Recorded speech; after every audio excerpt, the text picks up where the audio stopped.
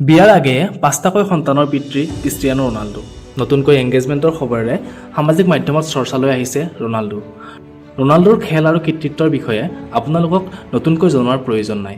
আজি এই ভিডিঅ'টোত আপোনালোকক জনাম ক্ৰিষ্টিয়ানো ৰনাল্ডোৰ পৰিয়াল আৰু বিবাহ সম্পৰ্কিত কিছু তথ্য। নমস্কাৰ, পুনৰ আন এটা ভিডিঅ'লৈ আপোনালোকক স্বাগতম। আপোনালোকে চাই আছে টুডেজ ৰিয়েলিটি আছামিজ। 11 আগষ্টত ৰনাল্ডোৰ প্ৰেয়সী জৰ্জিনা ৰড্ৰিগেজে ইনষ্টাগ্ৰামত এংগেজমেণ্ট ৰিঙৰ পোষ্ট কৰাৰ পিছতেই সামাজিক মাধ্যমত চৰ্চালৈ আহিছিল বিষয়টো। 2016 চনত মাদ্ৰিদৰ এটা গুচ্ছি বুটিকত শ্বপিঙৰ কাৰণে গৈছিল ৰনাল্ডো, য'ত ছেলছমেন হিচাপে কাম কৰিছিল জৰ্জিনা ৰড্ৰিগেজে। তাৰ পৰাই দুয়োৰে চিনাকি আৰু শেষত গৈ প্ৰেমৰ সম্পৰ্ক গঢ়ি উঠে। 2016 চনৰ পৰাই ৰনাল্ডোৰ সৈতে লিভিনত আছিল জৰ্জিনা ৰড্ৰিগেজে। 2017 চনৰ নৱেম্বৰত জন্ম হোৱা আলানা মাৰ্টিনা ৰনাল্ডো আৰু জৰ্জিনাৰ প্ৰথম সন্তান। তাৰ পিছত 2022 চনত জন্ম হয় টুইন বেবীৰ বেল্লা এজনাৰেল্ডা আৰু এঞ্জেল। কিন্তু দুৰ্ভাগ্যবশতঃ জন্মৰ পাছতেই মৃত্যুবৰণ কৰিছিল এঞ্জেলে।